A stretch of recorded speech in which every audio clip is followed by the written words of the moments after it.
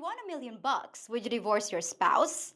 Well, the Swedish government actually studied that question and came up with a very interesting answer. It depends on whether you're the wife or the husband. A survey was conducted over a 10-year period, tracking people who won big time in the lottery. And they found that women were twice as likely to file for divorce after raking in the cash. Men, on the other hand, were 40% more likely to stay married, and the infusion of wealth actually stabilized their marriage. As if that wasn't enough, a survey of over 1,000 women in New York revealed that up to a third of them admitted to going on a date just for the free meal. So let's ask ourselves, who's really in it for love and companionship, and who's just along for the goodies? I practice hypergamy. You can't make this shit up. You can't make this shit up. Y'all heard it. This is bullshit. What's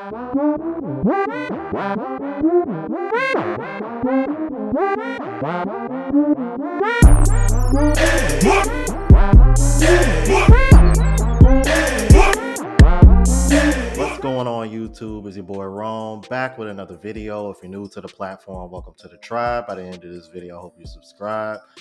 And brothers, protect your seed and protect your wallet, man, because it's starting to get more clear that these women are not marrying for love. They are marrying for security. Without further ado, let's go ahead and jump into it. I hate to say this, but I think that women have to lower their standards. Before you go crazy on me, just hear me out. The amount of chronically single girlfriends that I know, either approaching their 30s or already in their 30s, that are like wanting to settle down and have a family, but can't, is an epidemic at this point. And we're talking about women that are financially stable, have educations, are beautiful, have their fathers in their lives, like come from nice families. So I'll have conversations with my friends and they'll say things like, oh, like, you know, I want him to make like at least $200,000 a year, like at minimum. He has to be in shape. Like, I really like a guy with a six pack. I love a guy who's like 6'2". I need a guy with like a full head of hair. Like, I can't do bald guys. Every single time you throw a new specification into what you desire, the only person that fits within the parameters of what you are looking for exists in your fucking dreams. No, I've had girlfriends tell me like, oh my God, no, he's great, this and that, like, but I can't do a short king. So you're telling me you found a guy that's like not bad looking, has a great job with benefits, like financially stable, comes from a great family, and you can't do it because his legs aren't long enough? Like, you bitches are out of your minds. Women have the Eve's complex. Okay. You ever heard that before? You about to tell me? I am, because I made it up. Okay, cool. I created it. Okay. So Eve's complex is, we go to the Bible, right? Adam and Eve, so at the so-called beginning. Okay. When God said, hey, look upon the earth, everything you see is yours, belongs to you, you can have it. Enjoy, it's yours. But this one little thing, that's mine. You can't have it. Okay. And yet, that's the one thing that she wanted. She had to have that. She wasn't happy with all of that, everything else.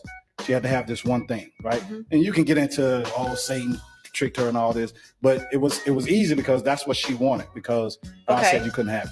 And that's what I say, women have an Eve's complex, because you can have, this man can be all these things that you want him to be, and he can be good to you, and there could be one little flaw. Right. And then all of a sudden, she's not happy. Right. She wants out. It's about her happiness and all this stuff. And that brother is spot on, because let me tell y'all something. I've been saying this for a while on my channel as well. We got a lot of women out here that are really chasing perfection, and it's like there is just no such thing. But we also got to understand that a lot of these women are delusional, and they think they are perfect, so they think they deserve the perfect man.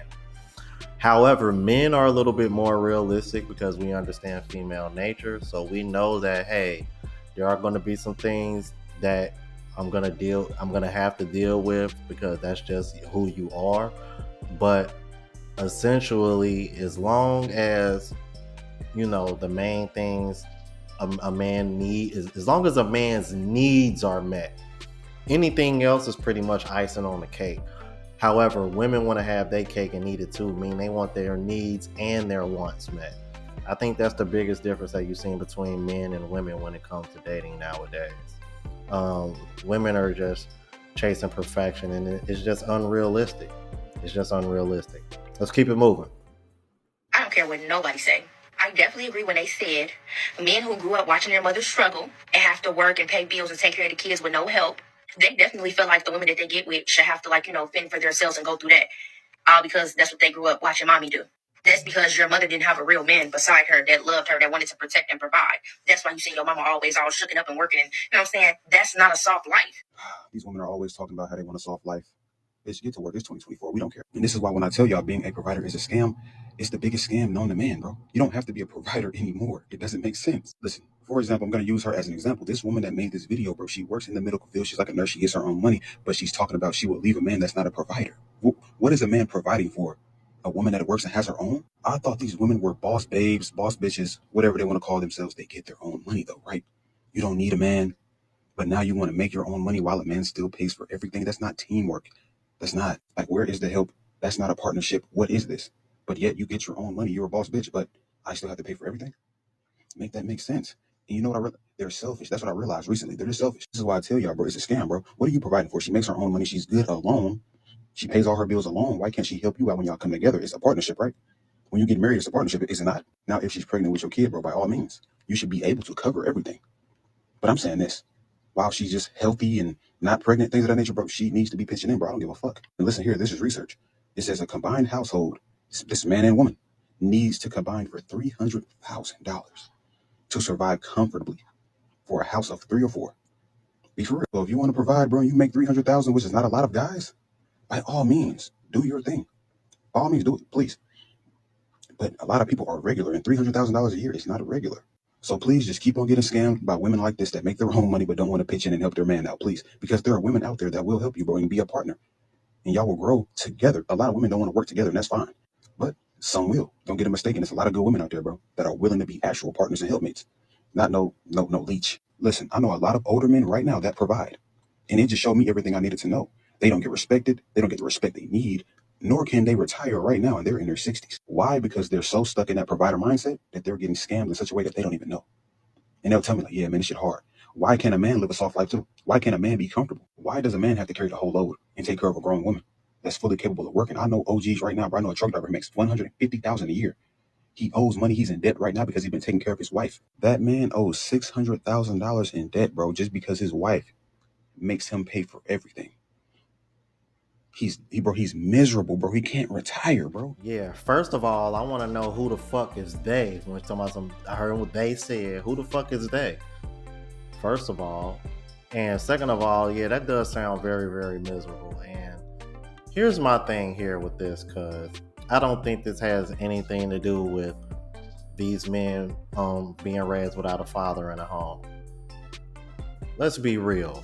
And this is something that I've noticed lately, and y'all let me know, because I always found it funny how you'll have women that'll sit over here and say, like, guys that listen to Kevin Samuels, Fresh and Fit, whoever you listen to or watch in this space, Manosphere, RP, the one common thing that I've heard women say is like, all y'all doing is just repeating what Kevin Samuel said, and then what this person has said and what that person said. It ain't no different than hearing all these women scream provide and protect and provide. I'm like, y'all sound like a bunch of followers too. Why y'all over here talking about some y'all just repeating what he said and da-da-da. I'm like, okay, then where did y'all get this protect and provide from? Because I didn't start hearing this shit till around the same time as Kevin Samuels popped too. So who the fuck are you to sit over here and say some shit like that? And he is right. It is a scam. Because just about 5 or 10 years ago, women were screaming that they didn't need a man's money and he needed to bring more than just his money because, oh, we don't need you to provide anymore because I got that.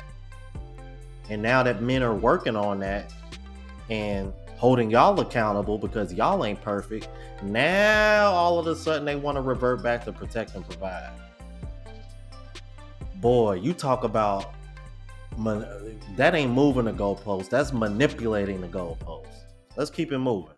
Stand on business, Anton Daniels' thin line between men and I'm the simps. man that I would want my daughter to marry. It's a reason for that. I don't make sacrifices, or I don't come into this whole situation looking to apologize. I'm looking to validate. I'm looking to remove every excuse that you have from being able to not make the right decision. And you often at times make the right decision every time because you are going to be a reflection of what me and your mother put into you. That's it. There's no other way to go around it. I love the thought of that It sounds mindset. poetic. It's exactly the way it like goes. a really Okay, good question. thing. So In you theory, said that's beautiful. preventative. If the conversation needs to be about preventative actions to not make families that could be potentially broken and things like that, what are the preventative actions that we need to discuss? Oh, it's very simple. It goes back to the original marry before you carry. We need to stop dating, stop experiencing a bunch of people, stop having a bunch of sex, stop putting yourself in a position to have to sacrifice. So if we stop dating, how do we get to marriage?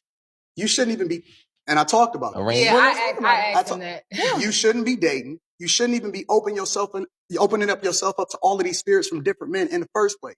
How do you meet your husband if you don't date? You already probably met him. He's the person that has your best interests at heart. He's the person that already was your best friend. He's the person that had your best interest. Most women skip over the man that they were supposed to marry already. That's the key. And then y'all pick the guy that y'all want.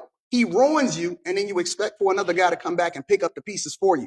That's not the way to do it. We remixing what relationships are supposed to be. You ain't even supposed to be dating until you get married. So you met him at a quick trip, but you never dated him, but you were supposed to marry him. No, you was raised with him. You were around him. You went to school with him.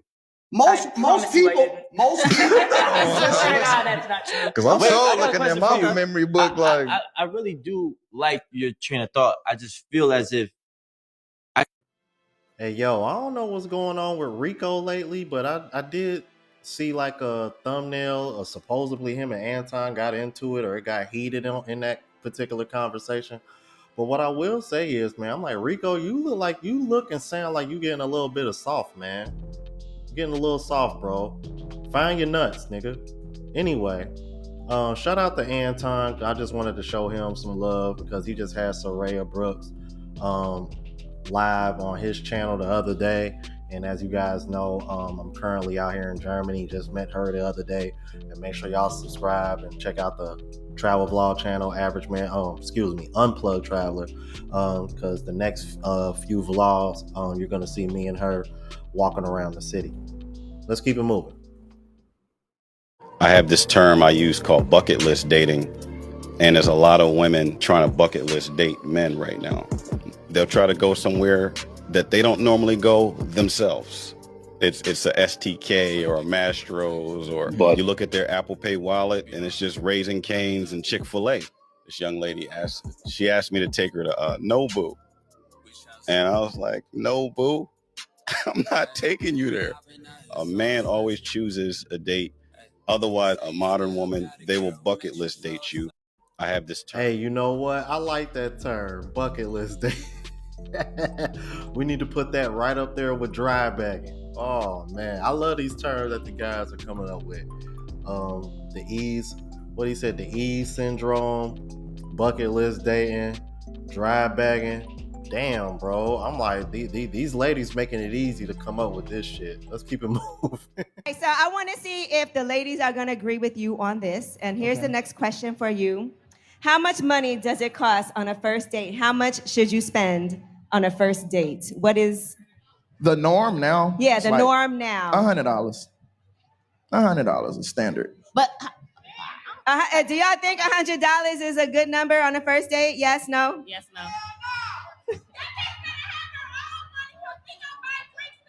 Let me say this. Drinks do get expensive. That hurt the heart. So because I myself, first of all, I'm gonna throw me under the bus, have been broke before and have been living and working paycheck to paycheck. And everybody else out here has too at some point if you just started in the workforce. I learned how to have, you gotta have a mouthpiece sometimes, because if you can make a lady laugh, it don't take a lot. Or if you know how to treat her, or if you're interested in her and know how to take care of her aura and her demeanor, it don't take a lot. You can giggle your way into some.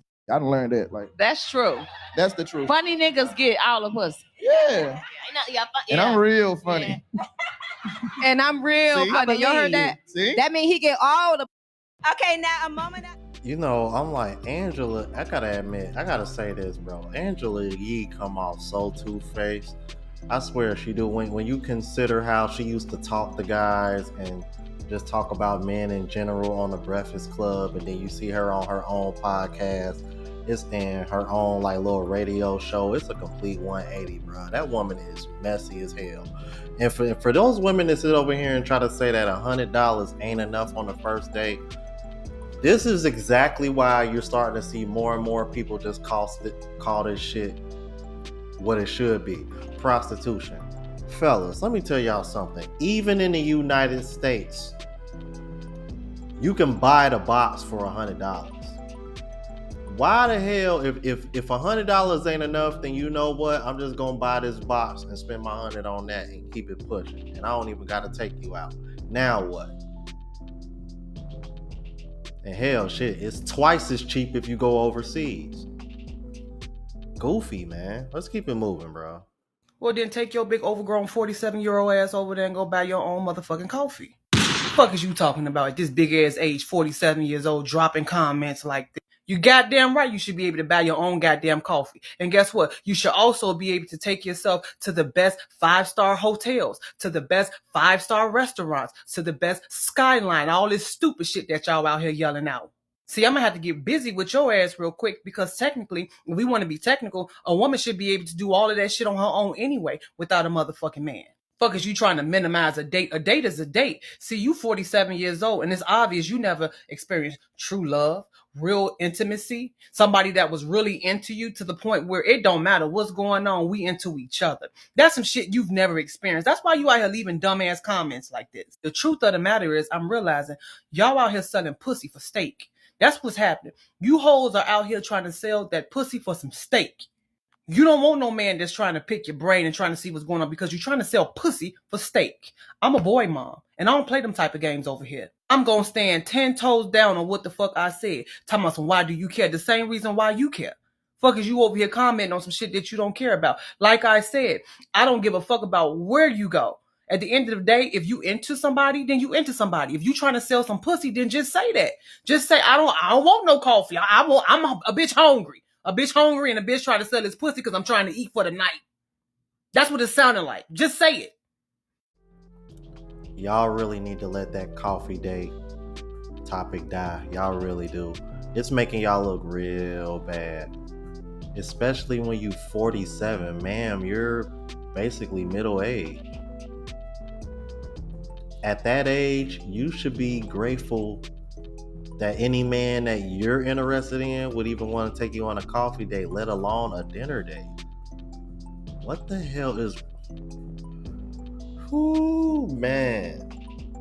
You know that stat when they say 50% of these women are going to be single and childless by 2030? I think it's going to be higher than that.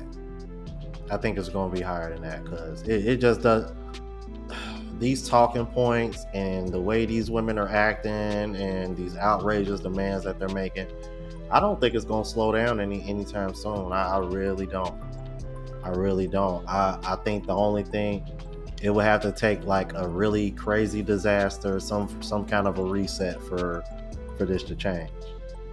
But until then, let me know what y'all thought about this. If you're new to the platform, please subscribe. OGs, I appreciate the love and support.